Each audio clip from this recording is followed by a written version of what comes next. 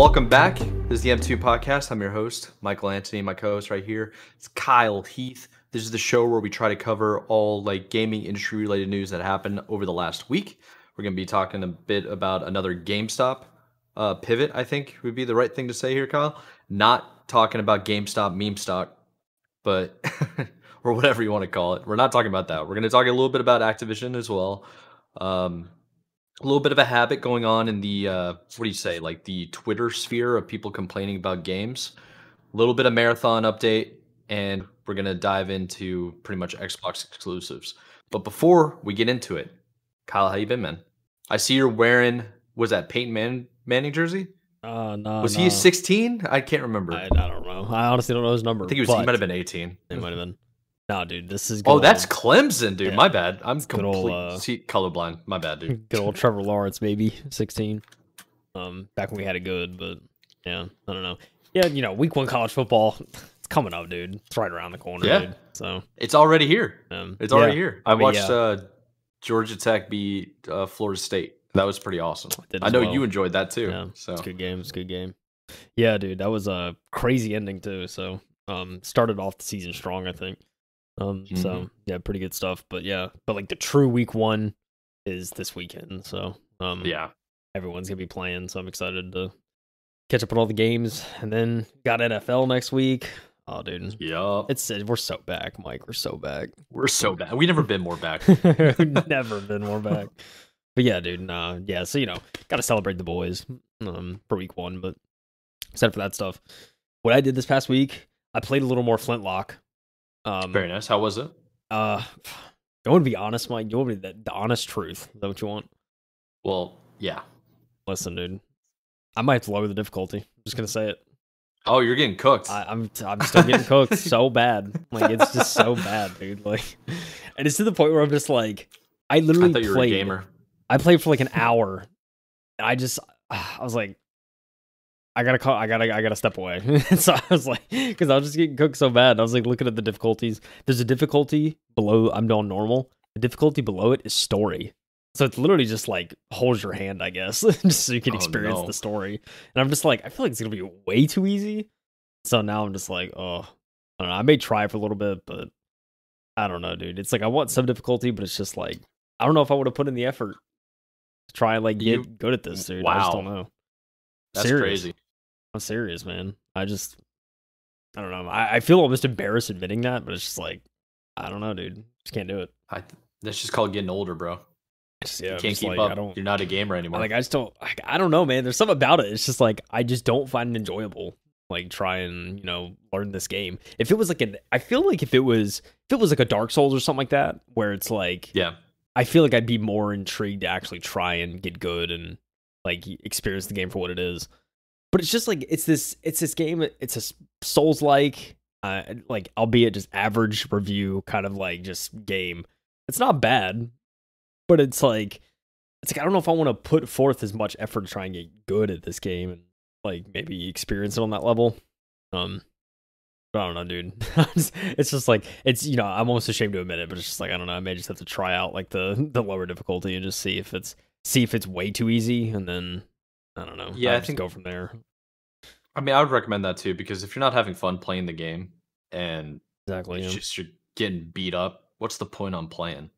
I don't know. That's my attitude. And I know like I'd probably get cooked for that by so many hardcore like Souls-like fans, but for sure, yeah. Just like you got to play it the right way. That kind of attitude. That's what I'm saying, but I don't know, dude. It's just not my game, dude. It's not my game. I just say it. I get it, man. I don't know, but at this point, I want to see more of the story, because the story at least was kind of like, okay, this is interesting. So I don't know. Maybe I'm the story difficulty guy, dude. I don't know. At least for this game, we'll see. Yeah. But, it's good you're at least like keeping up with the game. Did you play anything else though? I don't really think so. I don't know. It's. I just thought about it today. It's like, especially on my PC, I don't think I've played a game on my PC like for most of summer. Like it's been like console. That's pretty much like been it. Yeah. I've just been on the console kind of thing. So ever since we got that Xbox here, it's just kind of like I'd rather just play in the living room. So yeah, like just spend time away from the setup. So yeah, no, it's been like a non-PC summer for the most part in gaming wise for me. So There's nothing wrong with that. Yeah, that trend may continue, but I don't know, dude. It's nice having a console. I haven't had like a proper like console setup, I feel like, in a while, so it's been nice to have that. Yeah, just chilling, like laid back on a couch with the controller in your hand, dude. I took out nice. I bust out the Elite controller, bro. That's what I've been using. Heck yeah. So. My Elite controller is completely chalked, but I have so many other dude. I have an insane collection of controllers at this point. I can't be going out getting any more. Yeah, it's like hit my cap. But I don't know. So I don't know, dude. Maybe I'll do some story mode Flintlock this week. We'll see. I know with football and everything, I'll certainly be watching with friends and family, and so won't have as much time at home probably. So, but we'll see. But I mean, I don't know, because I'm gonna have some vacation time next week, and I won't be working as much. So maybe I'll actually have some time to like hop on since I'm gonna be working. Yeah, I think you should. Yeah, you gotta like actually enjoy the games you're playing and enjoy your free time. Yeah, for sure. Or keep going to the beach, bro. I mean, enjoy while the weather's still good. Coming up at the end of summer, huh? So yeah, we had a really hot week this week. So yeah, and I'm sure next few weeks it'll be kind of like on and off until October hits, and then it may start getting normal. We'll see. Oh yeah, dude. Then fall might hit, but I don't know. I don't know, dude. I'm excited for football. I'm excited for fall in general. It's that season, dude. It's become my favorite one. So yeah. So like saying it's part of getting old, dude. You start liking the colder weather, and I don't know, dude. Yeah, I'm super excited for colder weather. Just for the fact, because colder weather to me means snowboarding season. It means I get to go to slopes. Dude. It's true, yeah. Now it's been getting warmer and warmer, so going to the slopes on the East Coast, like in the Carolinas, or in it's really only in North Carolina, or like going up to West Virginia. It's getting kind of a hike where it's like, maybe it's not really worth it. And then the ticket prices to go up to Colorado and Utah is so expensive that you're like, oh no, man, I don't even think that's worth it anymore. Jeez. It's like pretty much the same cost to go to like Denver or go to Breckenridge as it would be to fly to like Switzerland, go to the Swiss Alps. Yeah. Which is madness, dude. That's insane, dude. That's a whole other part of the world. And I don't know. They're price gouging out there in Denver. Well, not Denver, but Breckenridge. Oh, dude, it's just insane, dude. The times we live in, it's just crazy, man. Absolutely. But absolutely ruthless. Look, dude, I know you were on Halo, bro. I was catching some of the streams. Watching you go crazy against some of the boys, dude. Good times. Yeah. I've been trying to kind of take it a little bit more seriously, and because I used to take it kind of seriously a couple of years ago when I was just either playing Halo Infinite competitively, or I was like, let me get back into gaming again and like competitive gaming again, and watch my VODs back, and like watch how I'm communicating and like what I can do to make myself better, and just try to improve, because that was like the challenge. But over the last year or so, I was like, who cares? Let's just get on, not care, no warm-ups, no nothing. Let's just go play. And I was getting beat up, but like recently I've been doing much better, and that's what I'm trying to trend towards. I'm working I have the old S-type controller. For those of you that don't know, I've been playing on the original Xbox, and I found these little grip stickers. You can see it if you're watching the video. But basically, you can grab these stickers, grips, kind of like anybody that's ever seen a skateboard. It's kind of like grip tape. I mean, it's literally grip tape, but yeah. So I got those, and I put them on the controller because it started slipping out of my hands, and I replaced the joysticks and stuff. So it's is it actually looks clean? Is it rough to the touch? Is it coarse? It's not rough. It's not that level of skateboarding, because skateboarding it's grip tape is stick to shoes, right? So that stuff's sandpaper. This is more this is similar to an Elite controller on that felt grip. It's not rubber. This isn't rubber. On the Elite it is rubber. But on this it's a thin plastic grip. I don't know how to really You know how you get sometimes you get these mouses where they'll have the little sticker things that can attach to it? It's like that. Okay. Little secondary grip. Yeah. I've been playing that on the OG, playing with people. More and more people are coming back, dude. It's actually kind of nuts. Playing with Strong Side last night while she's playing right now. And it's if anybody's ever been in esports, it's you should know at least one of those guys, probably Walshy. Yeah. So to hear that, oh crap, he's actually playing in the server that I've been playing in for years now, because this is the only place to play Halo 2. It's kind of nice. It's not the only place, but it's kind of the only place that matters in a way. It's just where the better players are. So it's been kind of cool. I got into a little bit of arts and crafts. I'm gonna show it on stream when I get finished. But Hey. I took apart an old controller and I was thinking, I was like, well, what can I do with this to try to like spice it up, right? So I bought acrylic paint, not ideal, I'll be real, but I can like sandpaper it down and get it nice and smooth, which is what I wanted to go for. Because you can get splotchy when you paint things with spray paint. Yeah. So I'm trying to like get the acrylic, smooth it out. So I got I think it's Banta. It's either Vanta or Banta black ink, acrylic paint. It's the blackest black you can buy. Whatever. Have you seen those like viral videos? Yeah. There's like where they paint the cars and the car doesn't look real. It's like I did that with a controller and I'm pretty stoked. And now I got acrylic glow in the dark paint. So I got to figure out what I want to do on the controller with the colors so that it like really pops. And if I leave it out in the sun, it'll get all the light, and then at night it'll glow. It'd be pretty sick. Sounds So like we say. yeah, it's kind of an idea, and it's just something to keep me, I don't know, occupied. I've been like doing all this other stuff around the house, and I was like, I don't need to just sit in front of a desk and play the entire time. Like, let me chill in the living room, paint a little bit, and have like tunes rolling. Yeah. Like, I'm trying to listen to like EDM artists I've never even heard of before. I asked one of my buddies that's like super into DJs, and he named like 3 guys I've never heard of in my life. And I'm like, okay, I guess it's like I'm gonna listen to this now. Like try to like learn something new, Yeah, switch it up. Sure. Yeah, that's awesome, man. Hey, dude, it's good to do stuff like different, right? I mean, I think that's been part of probably why I'm not at my desk so much this summer. It's just like, just you're doing something get different. out, do stuff like, like experience other parts of the house that like have been neglected for so long, I feel like. So but yeah, that's 100% what I'm doing too. Try to use my square footage, you know what I'm saying? So. Facts, dude. It's funny too because I can relate to both of those. One, I've been neglecting this area, so I got stuff all over the place, and like I need to clean it up and like get organized. The rest of the house, spotless. Everything's organized, like very nice. It's usually the opposite. And then I also moved my console, my Series X, into the living room as well. Oh yeah, and that has like all the emulation I could possibly need on it. So there you go, dude. It's a war machine over there, dude. Yeah, but yeah, it's been cool, man. It's been cool. Yeah, good times.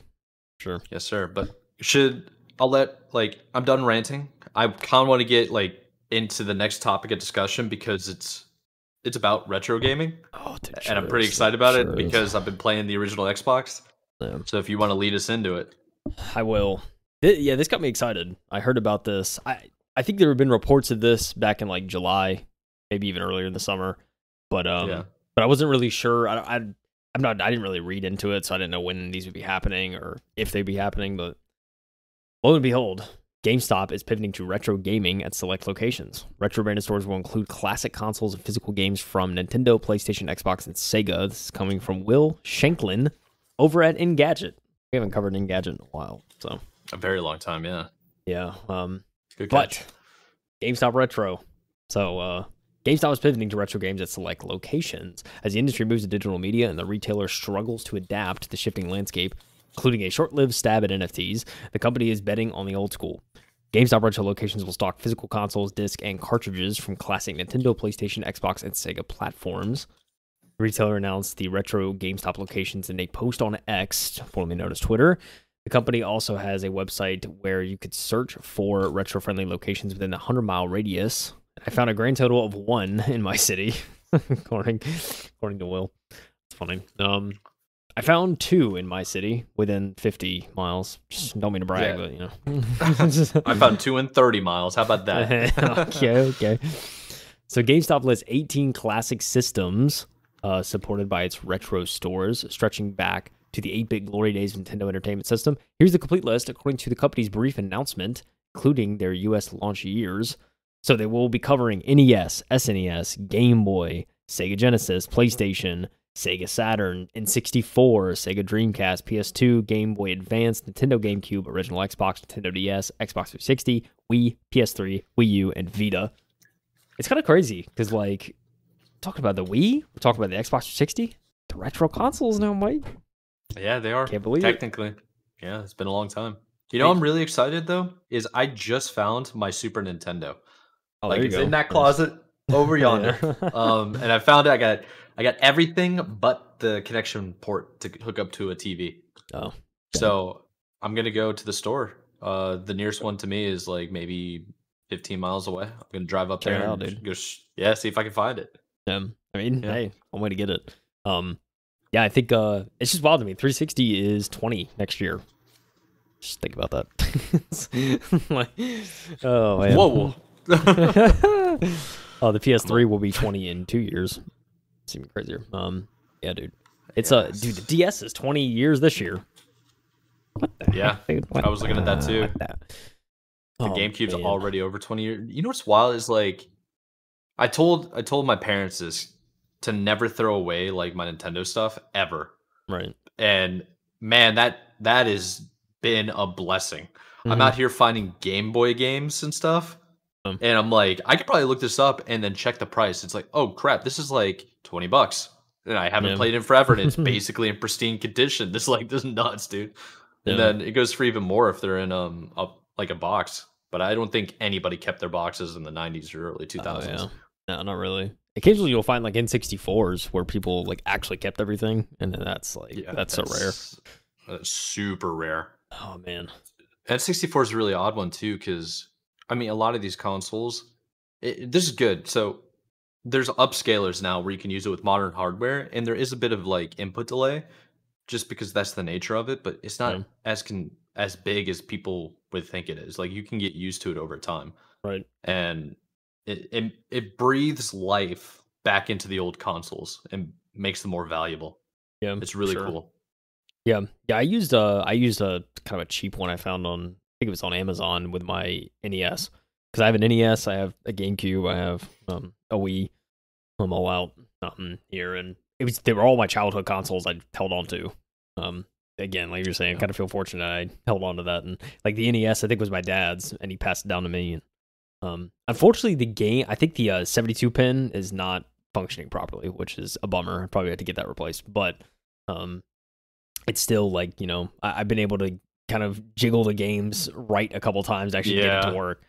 So, and when I do, it's always fun to play that. But yeah, I mean, it's, I don't know, like, because I've used that converter. To me, like, the input delay is not even like hardly noticeable, at least on like Mario and stuff like that. But that's an NES, so you know, it's probably not going to be as prominent.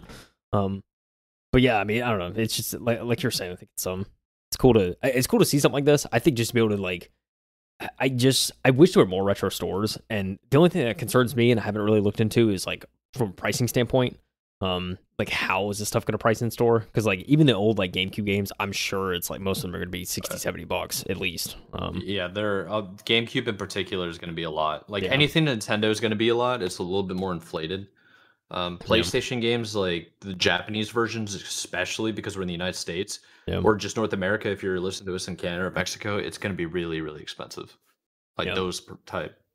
But let me give you one price range that I know of just off the top of my head, right? Because I go to this Goodwill that I think it's the only Goodwill in the country that has a dedicated electronics section. That's and nice.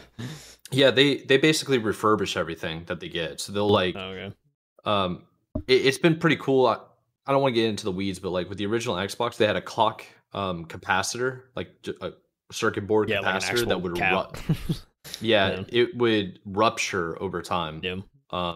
And so they found like they take the capacitors out and solder new ones in so that it still works. It's like that's pretty sick. And they'll do that. And when you buy the console, you get it. It's completely cleaned because they'll take it apart and clean it. They'll give you a cleaned as best they can cleaned, right? That's what I mean. It's all at the end of the day, it's Goodwill. So you also get an Xbox controller. You get an HD, no, not HD. It's a regular component cable and power cable for $80. So it's like, okay, that's not that bad. The only thing you're really missing is a game. And the games that they sell there are like less than $5. They have a ton of Xbox games, and I think it's mostly because you can soft mod an Xbox and get them all illegally. But it depreciates the value. Whereas Nintendo, it's like you can do that too, but for whatever reason, the Nintendo fan base, maybe because it's such like an icon in the gaming industry, is it's more valuable and more desirable to have the actual copies. Whether or not you use them is irrelevant. Right. Yeah. Yeah, I think I think for me, like probably the closest thing to like to that here, where you can find retro stuff before this, was like pawn shops and like even Yeah, Goodwills. Like the Goodwills here, it's like there's no electronics hardly. So it's like you're eBay, yeah, Facebook I mean, Marketplace. yeah, like that's your best bet. Yeah, Um, or something, your best friend's older brother, and yeah, like or like coworkers that are around your age, and they're just like, "Hey, do you have any of your old stuff that you don't use?" And yeah. then just hope that they don't use it. Yeah, yeah. Well, But yeah, it's cool to see that there's now going to be GameStops in most areas, so probably that you could just go to if you need something retro, and hopefully they have cords yeah, and accessories that you may need and whatnot. That'd be probably the most useful, I think. Just be to have stuff like that. yeah. There's an official website for anybody that wants to check it out too, which is pretty cool. Yeah, It's just the GameStop website. It's this retro store locator, so they made it more specific.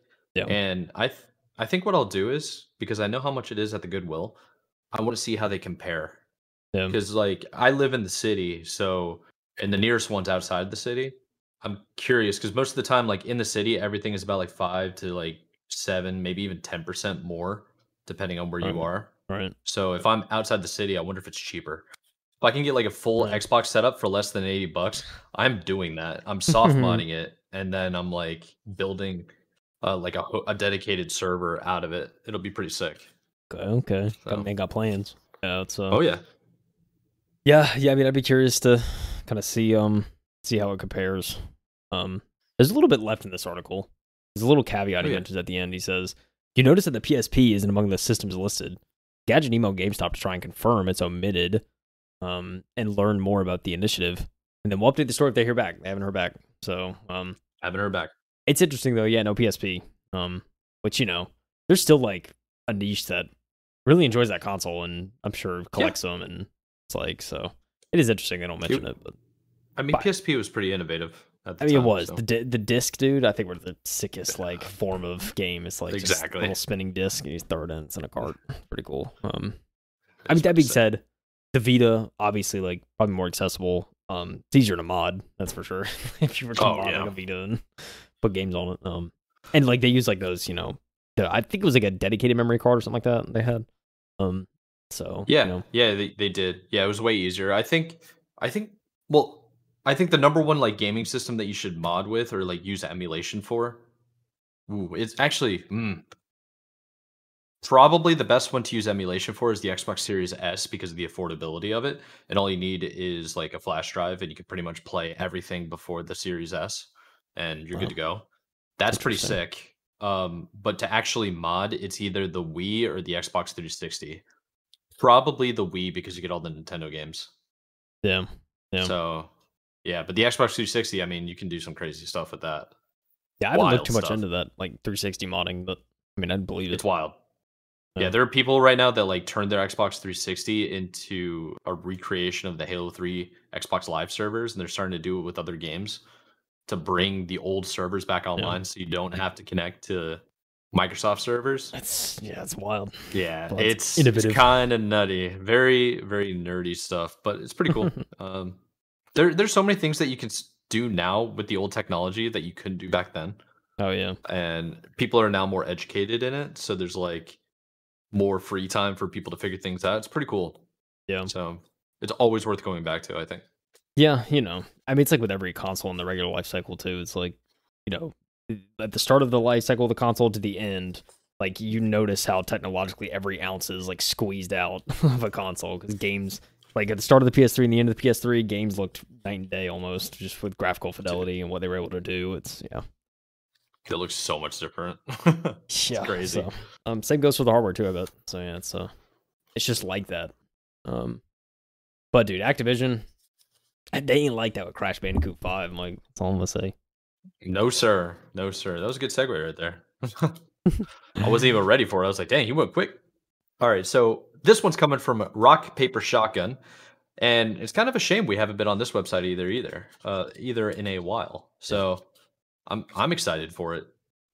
Getting Engadget we haven't been to in a while, and then following up here, Rock, Paper, Shotgun. So this article is done by Edwin Evans Thurwell, the most English name possibly. I'm not sure where he's from, but I'm just going to automatically assume English. Anyway, sorry if he's not.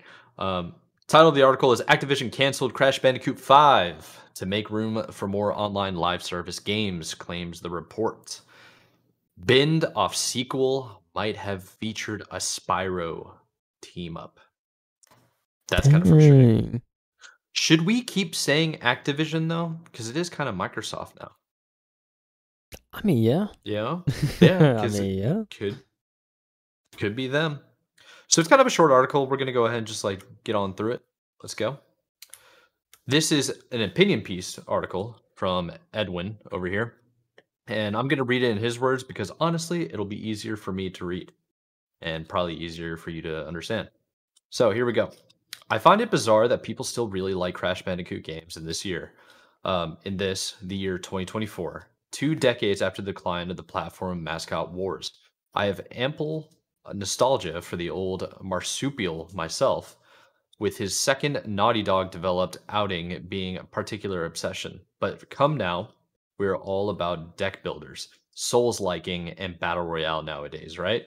Still, I'll admit to a twinge of disappointment after reading that a Crash Bandicoot 5 was once in development at Crash 4.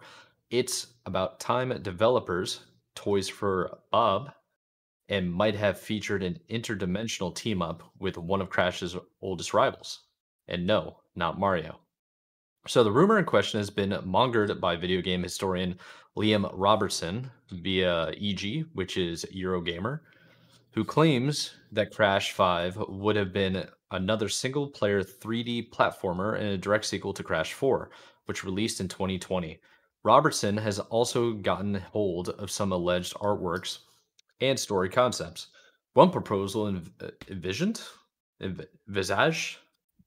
What is that word, dude? Hell. Envisaged? I guess. That's what I would say. My man's hit me with all of the words right now. So, one proposal envisage a game set in a school of villainous kids featuring returning villains such as Dr. Cortex. Another would have seen Crash join the forces with Mr. Spyro of the Dragon family. Another darling of the mascot era, and Patient Zero for Toys for Bob's currently on hiatus Skylanders Toy to Life series. But then along came the Axemen of Activision, with their brutal talk of Crash 4 not meeting sales expectations and online live service games being all the rage, and these are like quotations of a quotation here. Crash 5 was apparently canceled in the very early days of development to make room for another live service Medu. Team members were moved to other projects such as Crash Team Rumble, released last year, which didn't exactly set the world alight. Toys for Bob washed their hands of Activision and went independent earlier this year following a round of layoffs. Back in March, studio heads Paul Yan and Avery Ladato declared that they were, and in quotes, in the early days of developing our next new game and ways away from making any announcements. And Edwin over here asked, I wonder if any of those abandoned ideas of Crash 5 had made their way into the studio's current projects. I don't know, man. What's your take on it? How do you feel about Edwin's thoughts on the whole saga? Yeah, I mean, look, came kind of harsh on Crash at the beginning of that article. I'm not gonna cap, dude. Like, he was just like, who be playing this in 2024? Listen, dude, there's definitely an audience. Definitely still people that would enjoy Crash a lot. True. I feel like Crash 4 wasn't like a bust either. I mean, obviously, like sales expectations from like from the company is like, yeah, whatever. But like, it was just a bunch of people still like the game. So, and Crash 5 paired up with some Spyro, dude. Like, come on. I think it would have been pretty amazing. But yeah, I mean, it's just live service games, dude. Coming in, these people thinking, well, they go print that money. We're gonna make this a live service game that's gonna smack, and then just have time. It doesn't do anything. Like, just doesn't do anything. And so, just another game that's fallen victim to the live service. Come again. Let's try this game and put this money into it, and then we're gonna advertise it, and then it's gonna come out, and core content's gonna be not there, and then people are not gonna like it, and then you're just like, you screwed it, dude. Like, there's no way to put it. So yeah, I think I don't know, man. I think it's kind of interesting because Crash Bandicoot and Spyro were always like single player games, and they were kind of arcade-ish kind of games where it's Right. very simple to follow. Uh, the nuances weren't that complicated, but it was very new for the time period. Whereas Yeah. now is like everything's an online, always multiplayer saga. And you do have your like Elden Rings, you do have Hades and like all these other games that come out that are mostly single player that pop off and they get all the awards. What's the most recent one? Black Wukong? Black Myth Wukong. Yeah. So yeah, okay, but that's more about like the best graphics, the best story. It's like that's not really what Crash Bandicoot is, you know? So it makes you wonder, it's like, who's it for? Because if it's for me, because I grew up playing those games, yeah, sure, that'd be awesome. But how many of the nostalgic fan base has the time availability and the willingness to pick up a controller and play those games again, you know? Because there's not that many of us at the end of the day. Dying breed. People got stuff going on, man. Dying breed, Yeah. dude. So it's like, how can you attract a new audience? I think That's a good point. is their issue. It's true. It's true. Listen, there's some IPs that at this point it's like it's time to move on. At least I feel that way. It's like make another one. Which ones do you think? I mean, well, obviously, dude, I'm just gonna say it. Halo's 1, but see, Halo 2 Halo's and like definitely the old games are still good, right? And that's what people are playing. So I think it's only fair But that they're already out. kill Halo, dude. Just Halo needs to die, I think. Halo yeah. has to die. Look, Yeah. I'm just gonna say it too, dude. Call of Duty. Like, what are we doing? I feel like at this point it's like move on to another shooter or something, dude. Like it's just so generic. But then again, I'm so out on shooters, so you know, still a bunch of people that play COD. So you know, I'm the odd one out. I feel like, but yeah. Yeah, I think COD keeps people around because that's what everybody's friends are playing. A popularity of a game and like yeah, it's not just the game is like repetitive and stuff. It's the fact that like you and all your friends in school are also playing the game. Yeah. So it becomes games that you can like you play so that you can socialize with your friends. Yeah. It's an easy one. Like, let's hop on COD. Yeah. Yeah, exactly. It's like one of my favorite things to do. I don't even like COD that much. I like playing the stories, even if I think they're crap sometimes. And like I'll just go through it. But like, bro, 2v2 blueprint gunfight, when I can kill the person and hear them complain, and then in between the rounds we're talking trash. Dude, that's peak, bro. Just give me that. That's peak, dude. Dude, so nothing. Funny, dude. It's so true. Oh, nothing makes me happier than just talking crap to a PlayStation kid, because they're the only ones that actually have like the open mics when they're on console. Talking, they really are. Like this is like just I see the icon PS live mic, all like screaming in the background. It's always the same thing. It's like controller mic. Oh yeah, dude, it's the controller mic's on. I hear the clicking and stuff. Oh, dude.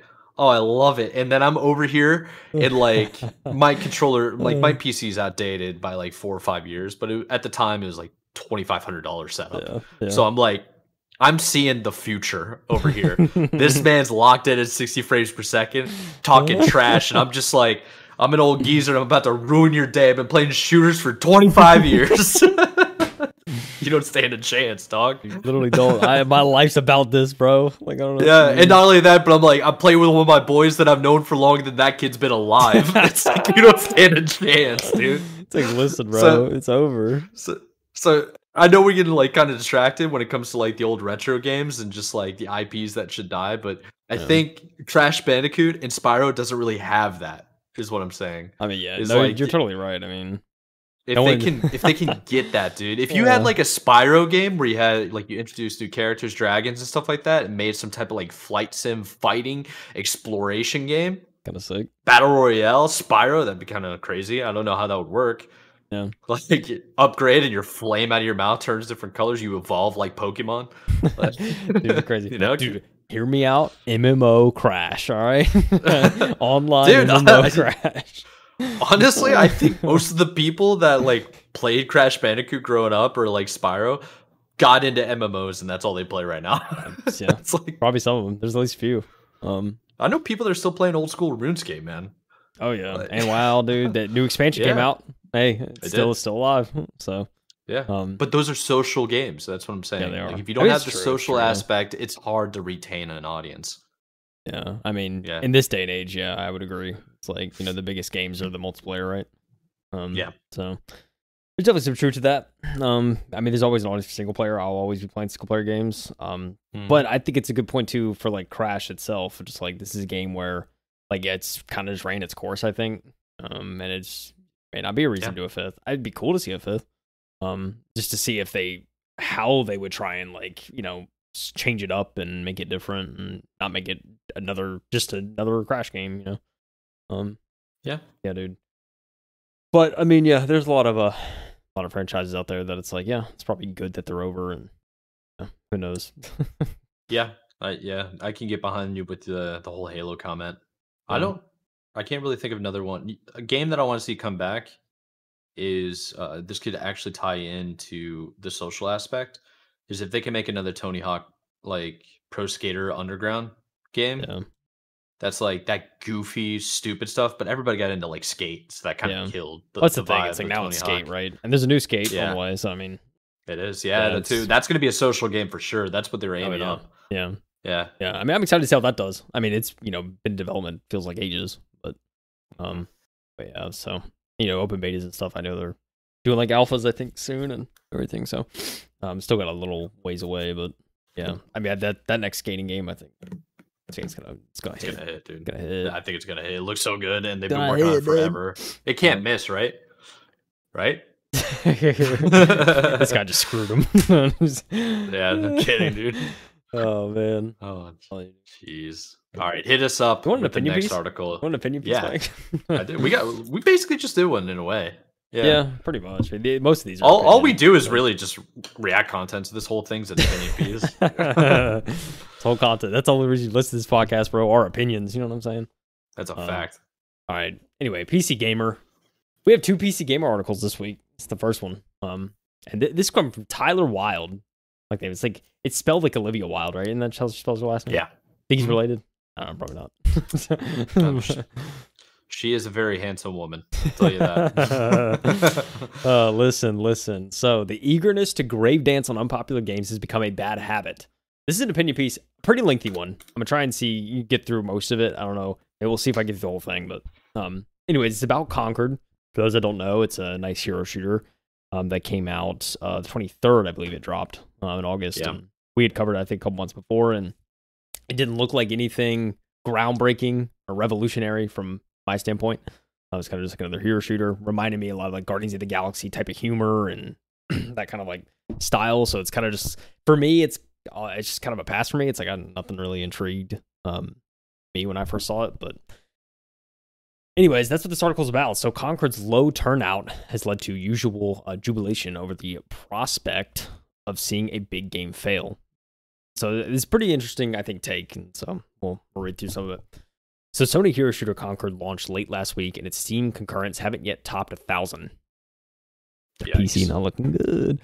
So that's pretty low. The dramatically low turnout has already earned it the title of biggest flop of the year on social media. And if you caught any of the discussion on Reddit, TikTok, or other platforms over the weekend, you mostly saw people gloating, posting screenshots of SteamDB concurrency charts, and tacking on a generic dunk or claiming it rules. That we can all see a big game fail. The jubilation of Concord's low turnout is apparently cracked the top 50 bestsellers on the PS Store over the weekend, derives to some degree from an I told you so sense of justice. The idea that out-of-touch, creatively bankrupt executives are cynically chasing trends, and that the rest of us would have had the common sense to avoid releasing a Concord, a Marvel's Avengers, a Suicide Squad, a Gotham Knights, or that perplexing Gollum game. But it's not actually that easy to know why one game succeeds and another doesn't.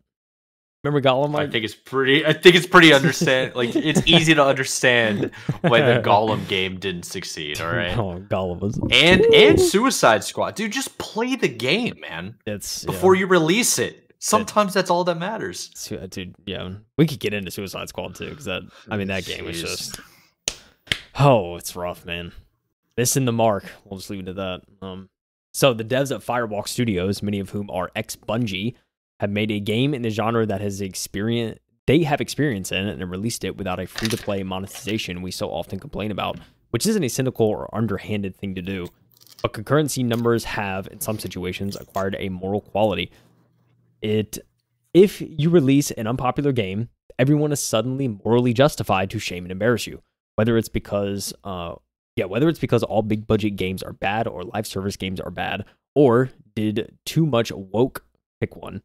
And that was another thing I've seen a lot of the discourse around Concord was it was like, and like when I scrolled through some of the Metacritic reviews, most of it was like woke this, woke that, or like they're trying to like touch on certain things. That was what I saw a lot of. I mean, which that's to me so lame. I just doesn't like that doesn't bother me. It's just like is the game good? Yeah. Like, and I think that's what's most important to me. Anyways, but that was a lot of the discourse from what I saw in reviews. So my guess that the real reason for all of this grave dancing is that it feels like a victory over FOMO. If the new $40 game sucks and no one is playing it, I can safely go back to whatever I was playing before without worrying that anyone's having fun without me. Reading up on unpopular games is also a way to passively farm a satisfying sense of vindication. If I never paid attention to a game that fails at launch, it affirms the correctness of my judgment and the immaculacy, and that's a crazy word, the immaculacy of my taste without any effort on my part. I mean, he's not wrong. I think like when I think there's a certain aspect too, like when I see someone, it's like, oh, that game sucks. Dang, I mean, I like with this game, I felt like it was probably not going to be good from what I saw, but it's like when you see that, it kind of just, I mean, I think to his point, it's kind of just like it validates that, like, oh yeah, wasn't good. Glad I didn't get it. So, I mean, I think there's some truth to what he's saying there. Yeah, I don't know, man. It's like I think blindly hating on a game just to hate on a game. He's making a great point, but when there are things that are going on in a game where it's just plain out not fun and the game's not finished, the graphics. I don't really care too much about graphics. It's the functionality of the game. Does the game work? Does it crash frequently? Does it is it fun to play? Is it easy to, if it's a shooter, is it like easy to aim? Like, can I learn it? Is there a skill yet? Like these things matter to me. Is the story good? Is it good storytelling? Is it continuity? Is it a typical archetype, or is it like there's an agenda? Like what's going on? These things are more concerning, I think. I don't have an opinion about Concord because I forgot about it completely. No. and it's just like I forgot about it probably because the marketing wasn't good. And if it was a good game, it would be all over Twitter right now, because a game that's not even released right now is Deadlock. And that's going all over the place because it's good. Yeah. Sometimes if you're good, that's all that matters. It doesn't matter what you're pushing. Like you could be pushing horrible things, but that game's fun. Dog, they're going to be playing it. Like High on Life is an absurd game with absurd tendencies in it. Yeah. Amazing game. Everybody loved it. Yeah. You know what I mean? It's true. It's true. It's very true. So we continue on. Yeah. So he says, when a struggling game has a high enough profile as Concord does, the reasonable impulse to crack a joke about a Steam concurrence gives way to that sort of thinking, which then gives way to a trash-talking free-for-all that turns the developers into cartoonish corporate stooges and totally warps the reality of the game. Kind of spitting. Yeah, you ain't wrong. You ain't wrong. Remember Battlefield 2042? Remember that game? I do.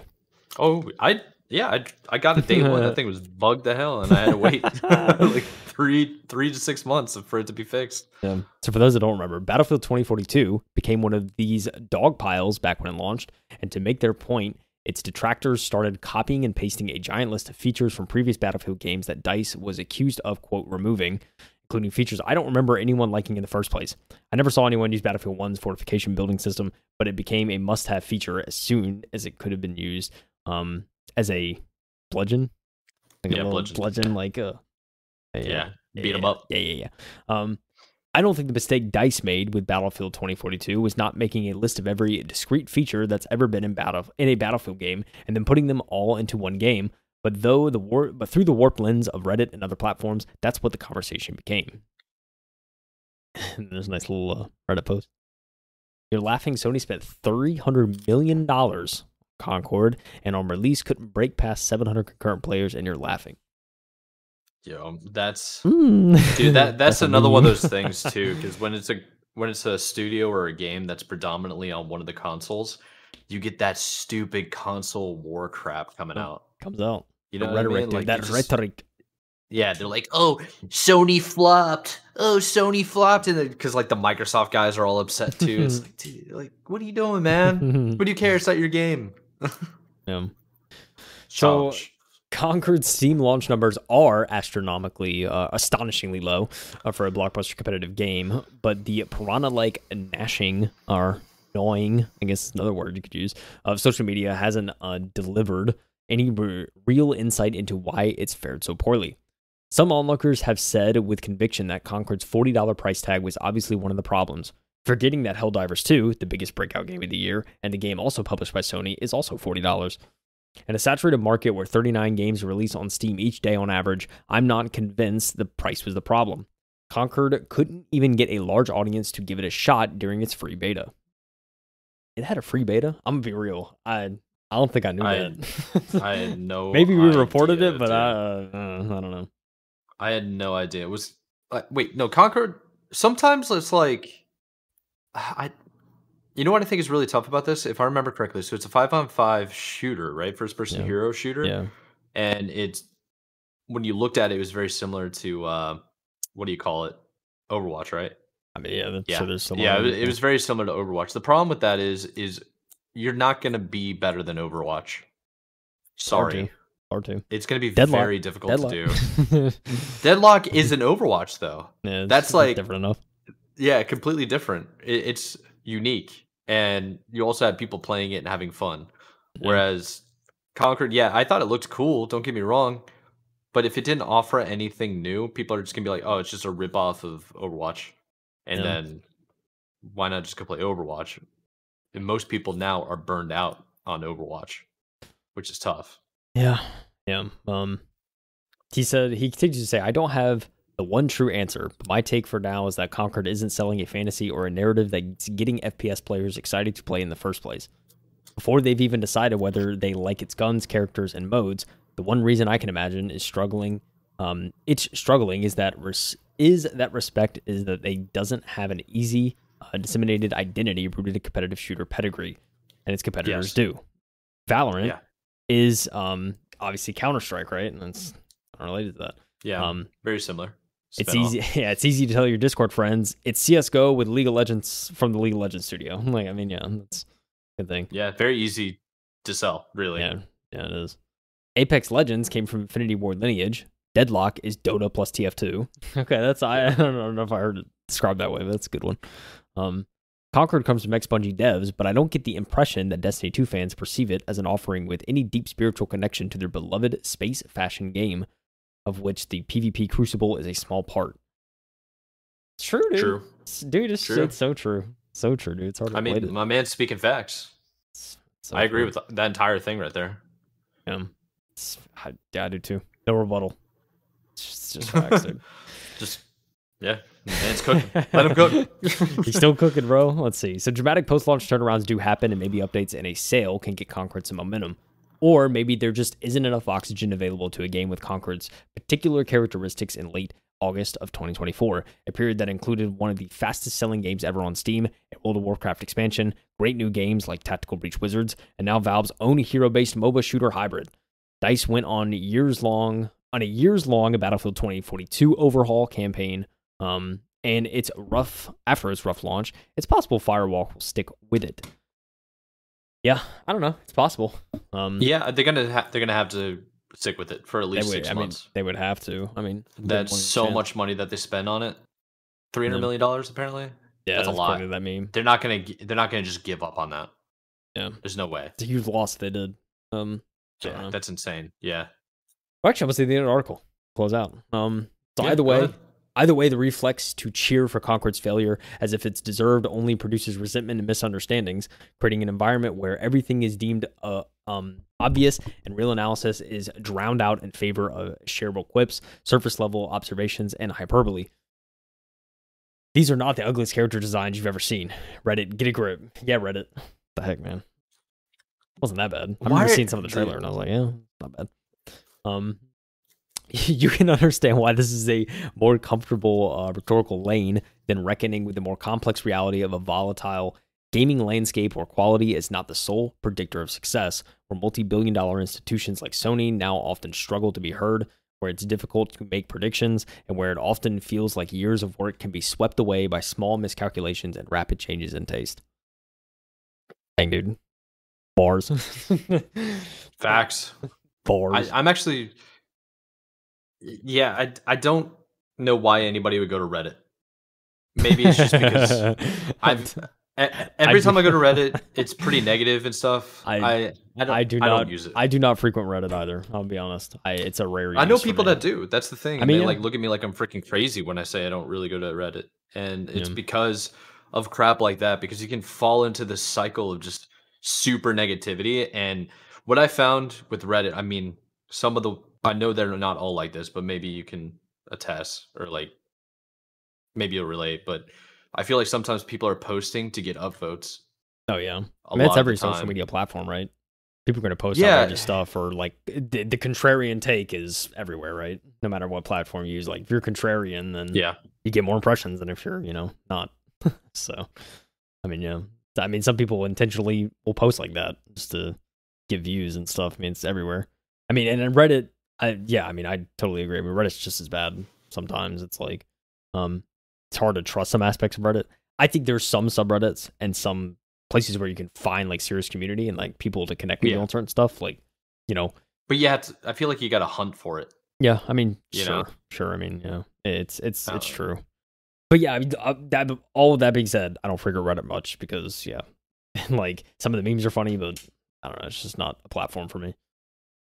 Yeah, my guess is like I feel like in this particular case, the Concord, I haven't heard anything that it was very glitchy at all.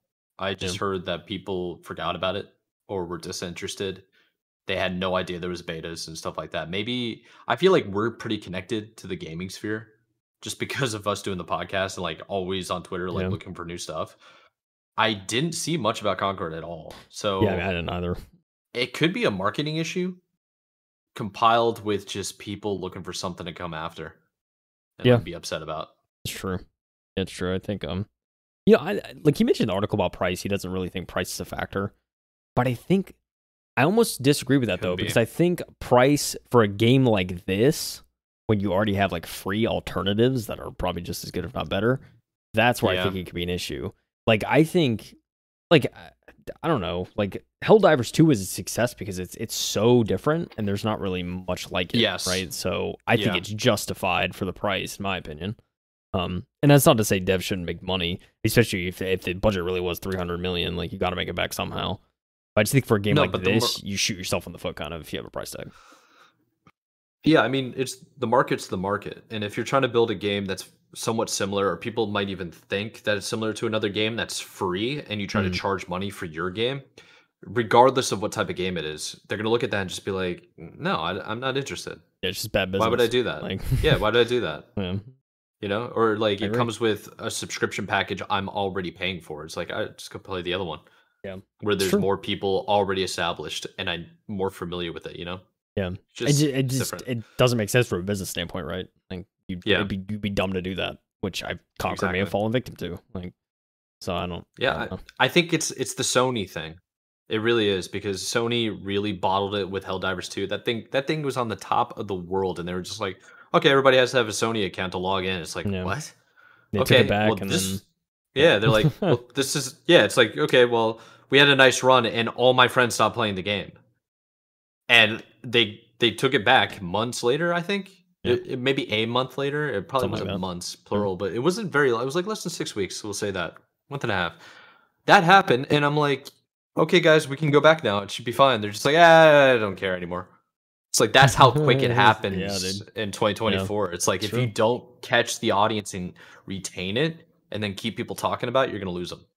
It's true, dude. So true, dude. These attention spans, these Gen Zers, as they say in England, dude, they're just doom scrolling forever. Just doom scrolling forever. What's the new one? What was that? Gen Alpha? I think it's the new one, dude. It's even worse, dude. Gen melted. That's what they are.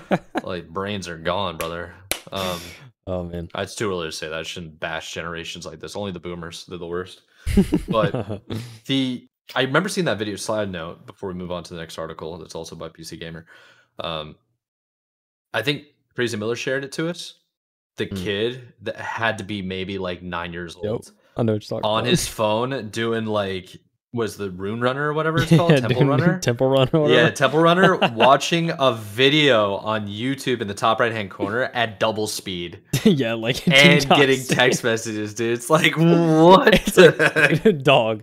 I'm sorry, bro. If I'm watching a TV show, Mike, I am glued to that thing. If I check my phone for 5 seconds, I feel like I've missed 30 minutes. Like I can't. Oh, same. How many times, dude? I have to pause and then read a text message, or if I'm like, no, I can handle it. Like, there's a slow part in this movie or show, and like even when it's a drama show, the most boring kind of shows, it's so boring and like slow. I'll just pull out my phone, like start looking at it, I'm like, oh crap, I was gone for like 3 minutes. Let me rewind this. You know, that's how it is, dude. I don't know, dude. I can't do it.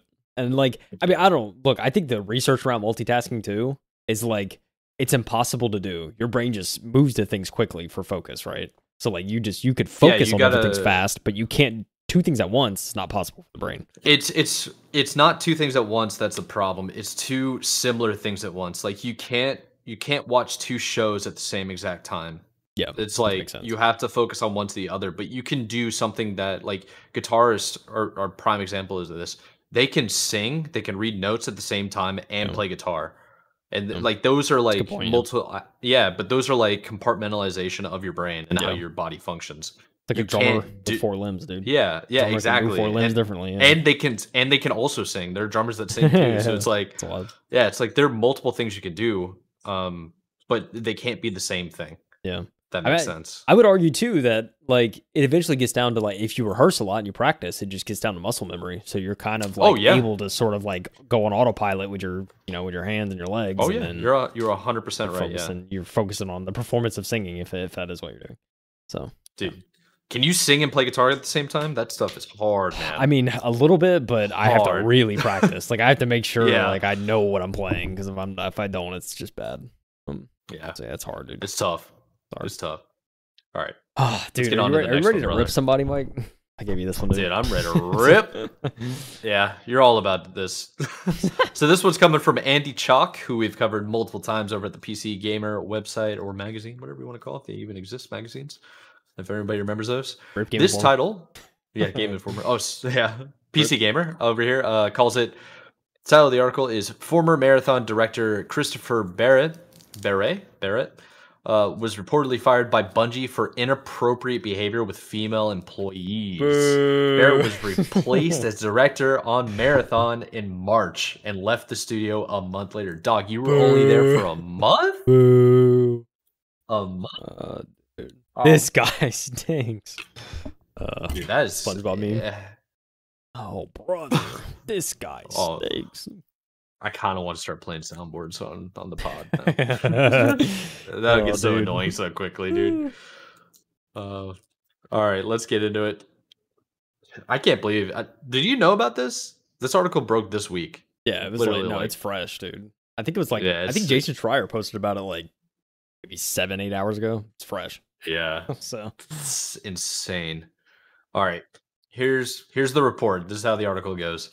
Bungie announced in March that its upcoming Marathon reboot had a new game director, Joe Ziegler, the former director of Riot's online shooter Valorant, who joined Bungie in 2022.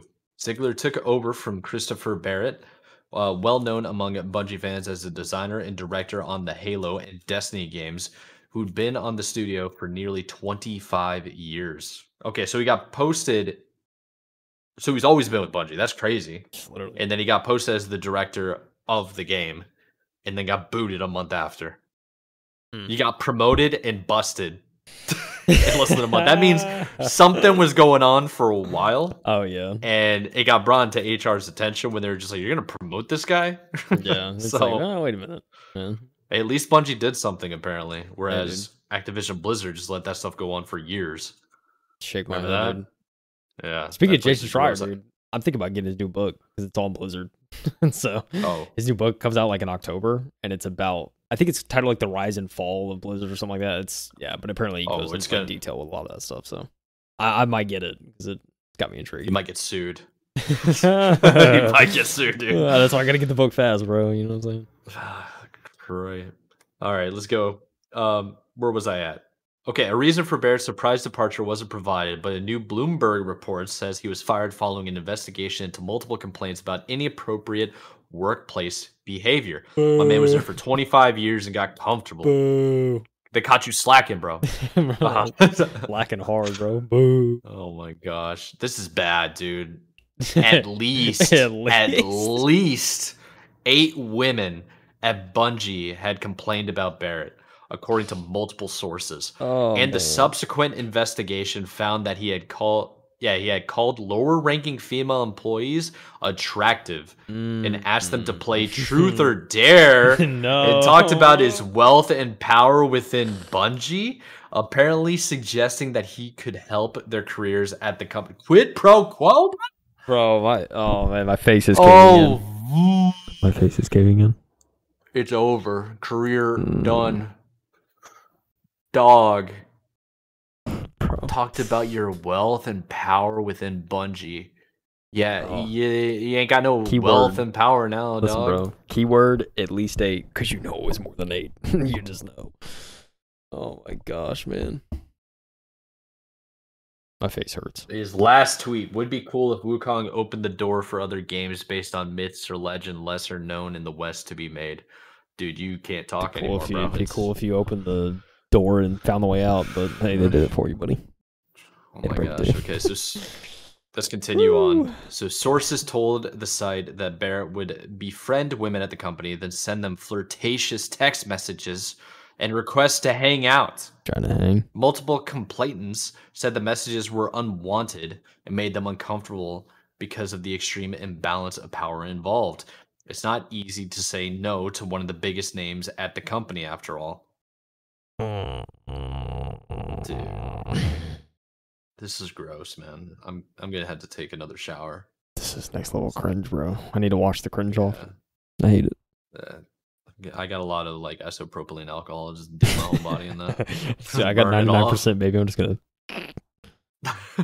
So bad. All right. Ugh.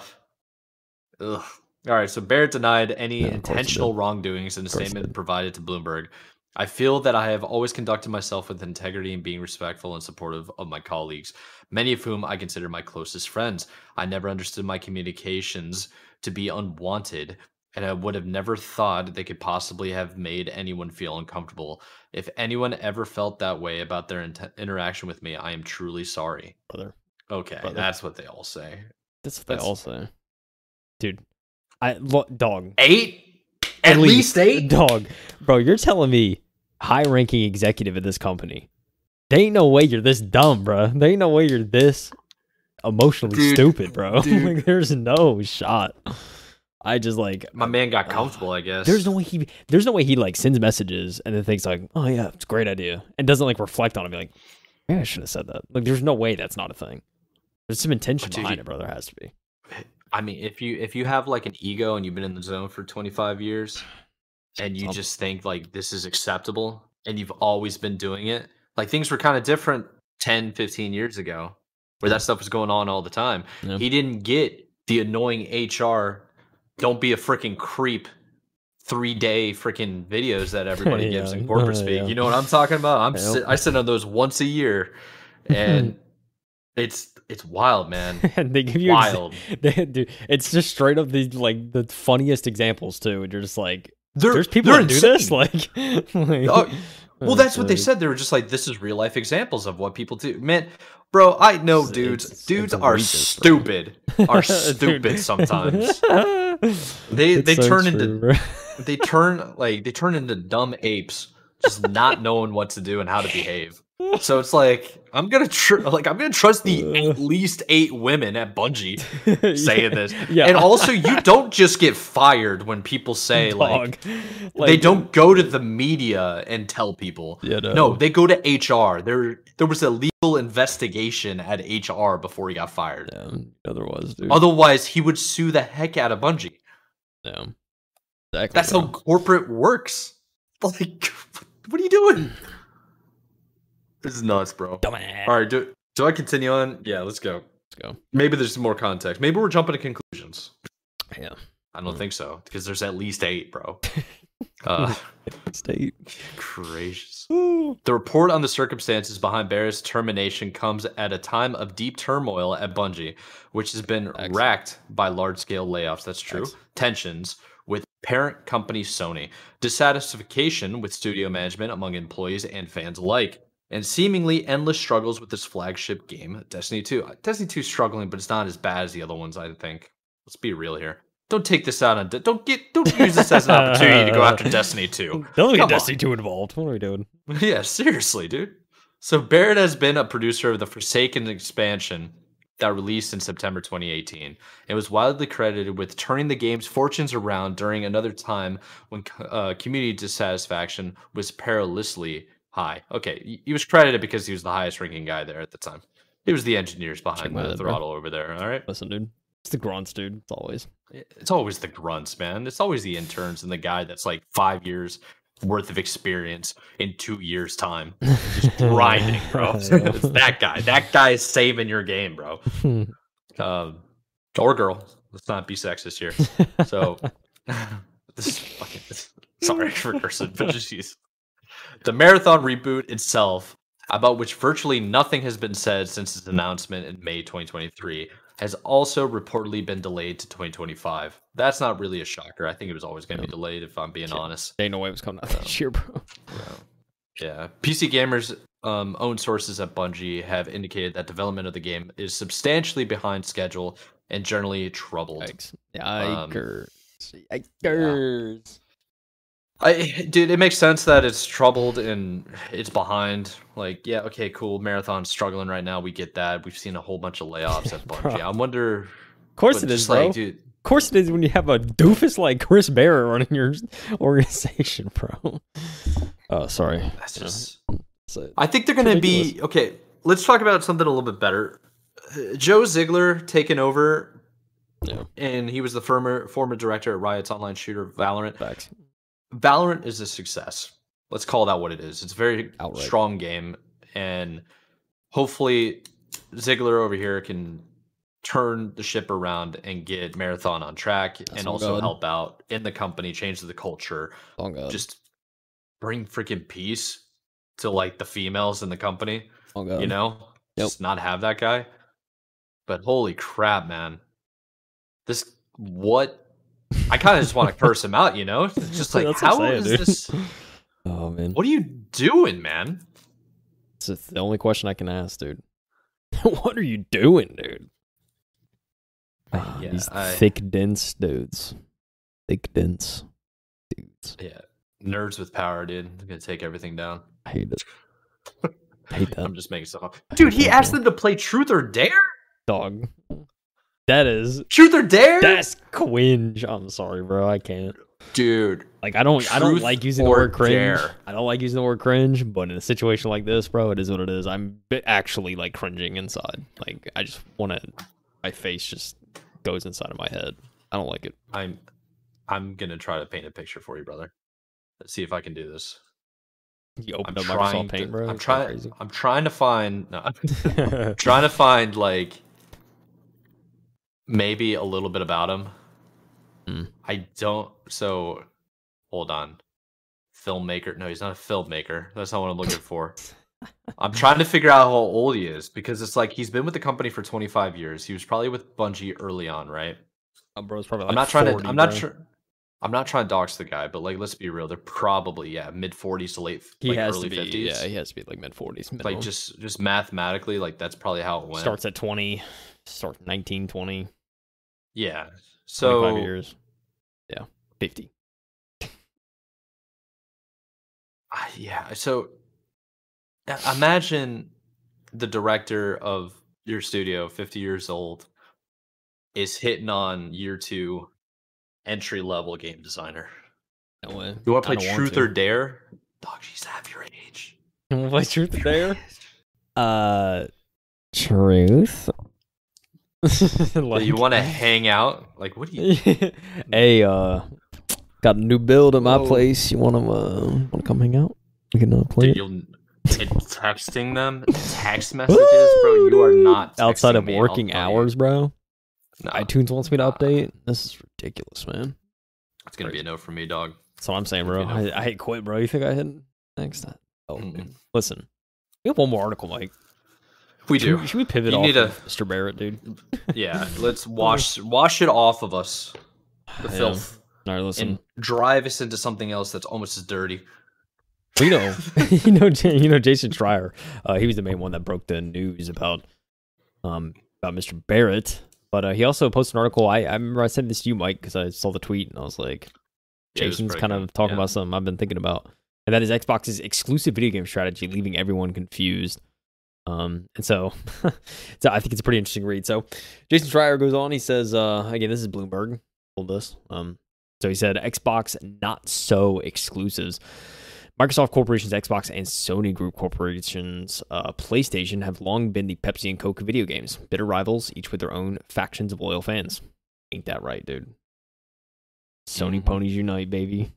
Yeah, Sony ponies. I don't think I've ever heard that before in my life. You never heard of that? Dude, I don't think I have, dude. Nah, dude, that's crazy. Like, that used to be like the number one term, like whenever Xbox would talk about Sony players, the Sony ponies, bro.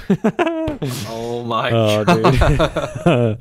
All right, listen, dude. I'm stealing that. Well, Nintendo, game, yeah. Nintendo company, once a third contender, is now in its own world. Blue Ocean strategy, as we talked about. They just made their own games. They made their own content. We don't need you. You know what I'm saying? Yeah, pretty much. Said leave us alone. He said, I love this. He said it's less Dr. Pepper and more, say, Starbucks. That's probably an accurate analogy. So both video game giants built stables of internal game developers to develop franchises solely for their own consoles. These exclusives were the main reason to pick one over the other. You play Halo and Gears of War, you need to buy an Xbox. For Uncharted and Last of Us, you have to buy PlayStation. It's so true, and that's how it worked for forever. You know what I'm saying? Yeah. Forever after. Gone are the days, though. Beyond. But the pivot a series, has happened. We got to talk about it. A series of poor business decisions in 2013 gave the PlayStation 4 a huge lead over the Xbox One, and Microsoft's gaming group has been playing catch-up ever since. Microsoft no longer reports hardware sales, but analysts estimate that the latest PlayStation is now outselling the Xbox upwards of 5-1. To make up for this, I think that's too much, but it's a lot. They're definitely outselling. It's a lot. But we talk about it. Xbox hardware is not the main thing. Anyway, to make up for this hardware deficit, Xbox has doubled down on Game Pass, a subscription service that allows players to access the ever-growing catalog of games for a low monthly fee.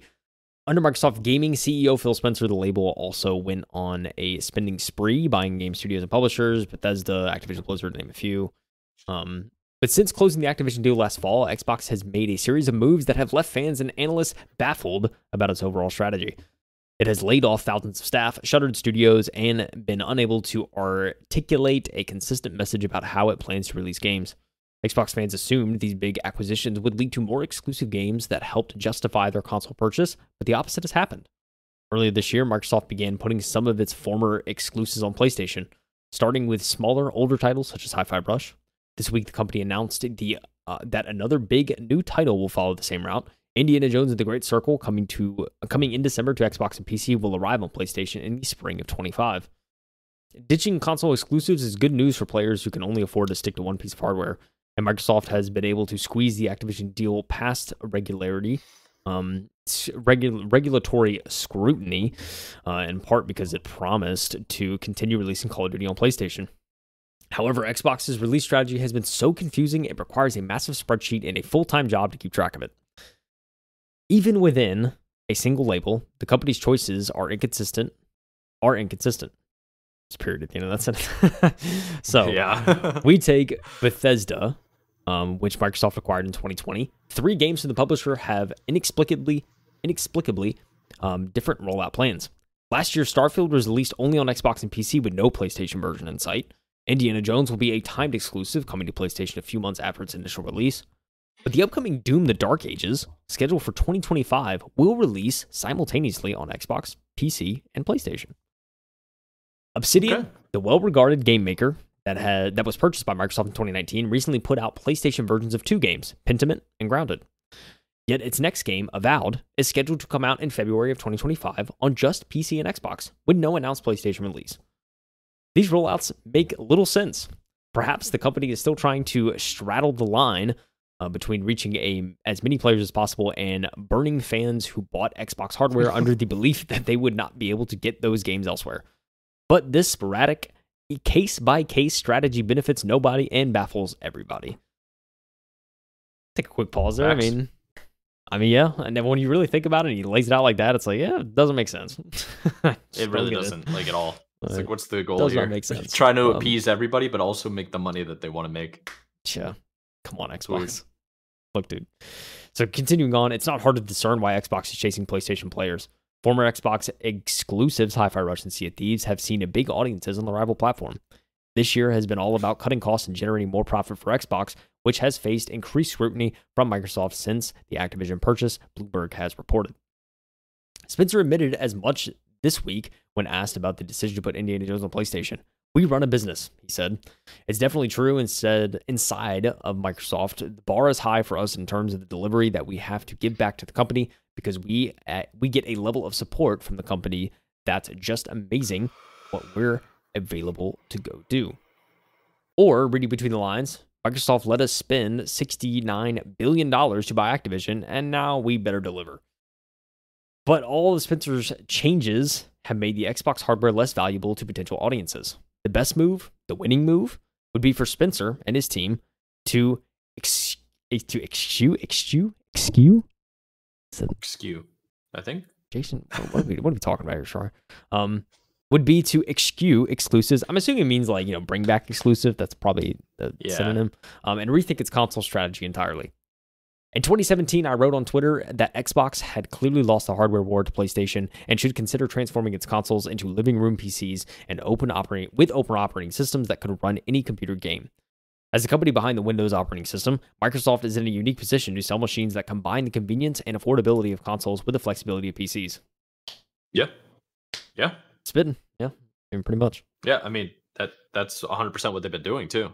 Yeah. Schreier's just out here pointing out that, like, I said it, it's happening. Look, I was the first one. I don't know what they're talking about.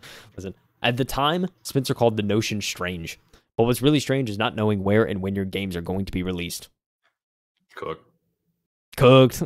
Bars. Drop the mic. Yeah, and the rest of the article is him talking about, like, what you could play this weekend. Tactical Breach Wizards came out. So, yeah. And yeah, some other articles. That's cool, though. I mean, yeah, a small little article, but, but like when I just thought, I was reading that and I was like, yeah, he makes a point. Like, what are they doing with these exclusives in quotes? Because there's no strategy right now, seemingly. No, there's really not. It's like whatever. I don't know. I think it's kind of to appease the Xbox fanboys a little bit.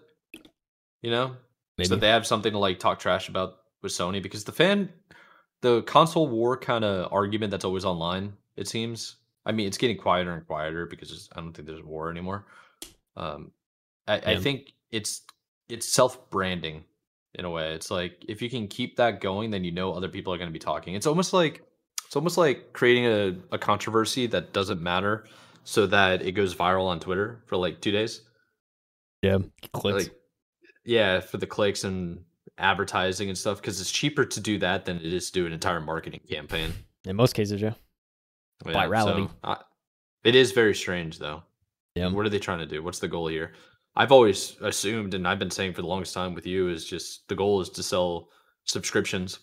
That's the number one mission here. For sure, yeah. That's always they the don't goal. care about hardware. Mm-hmm. I mean, not at this rate. Yeah, I mean, I don't know. It's like, I think reasonably it's probably just like, we're in a weird period where the Activision Blizzard acquisition's done. And so now it's just kind of like a long transition period to figure out what exactly they want to do now that they have all these IPs and all these, studios. So that's probably what it is at the end of the day. But yeah, it's just so funny how it just does not make sense right now of what exactly they want to do in terms of exclusivity and all that. I mean, I feel like a timed exclusive approach is probably, because that's kind of what Sony's doing with PC and like putting games on PC, right? It's like, comes out on PlayStation, then eventually it's a timed exclusive that will come out on PC. So, I mean, I don't know, it's probably a similar strategy, but that's probably what Xbox will ultimately do. But there's also some truth too of like, they certainly could take advantage of doing exclusive titles to just Xbox and PC and not include the other guys. But Xbox has also pushed the narrative of trying to, include as many as possible, right? So it would be contradictory to that. So I don't know. So it'll be interesting to see kind of how the next 2 years shake out, really. in Xbox's camp.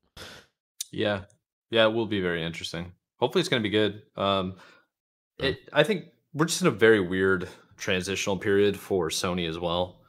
And what's even happening to Nintendo? Like, is that Switch 2 coming? I feel like gaming's in a weird spot, dude. And it's like, is that Switch 2 coming? I don't know. It's weird because I think there's more PC gamers than there's ever been.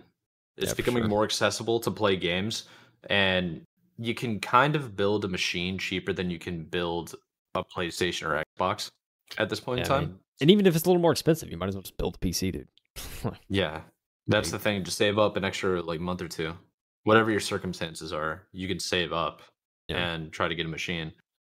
So, I don't know. It's going to be weird. Because I still feel like console sales for Xbox are going down, but they're always steady for PlayStation. So,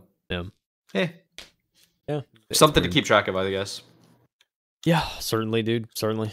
Yeah, I thought it was kind of an interesting little take, but it kind of lays it out. But yeah, it's true, dude. But we had a weird range of articles this week, I must say. It was interesting.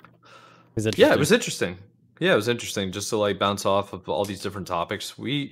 It's been a while since we've done that, just what's actually happening, more opinion-based articles, and less about the tech reviews or a new game releasing. But just stuff. Direct, this is happening. Or just it's yo, here, check this here's out. A take. Here's what we think. Yeah, pretty much. It's pretty cool. I don't know. I had fun this week. I did too.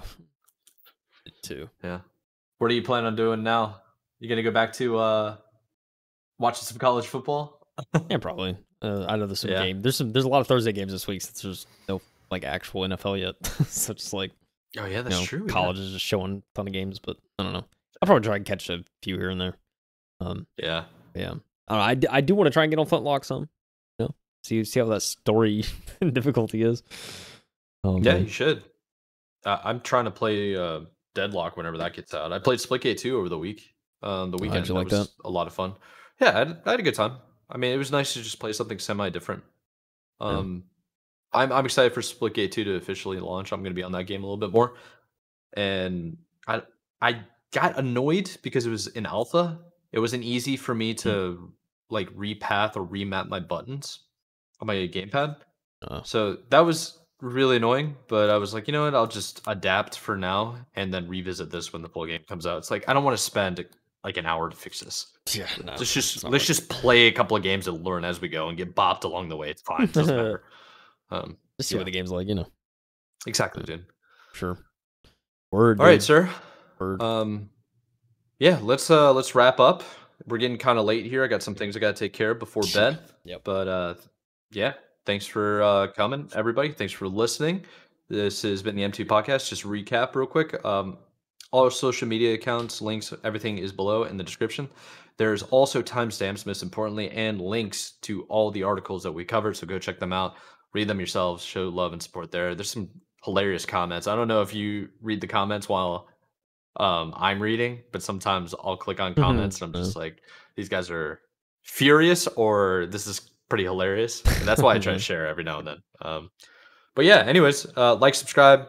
We'll see you next week. I'm Michael Anthony, KyleHeath. This is the M2 Podcast, and we'll just wrap it up here. So check you out. Keep on gaming. Everyone, keep gaming. Later. Check out Retro GameStop.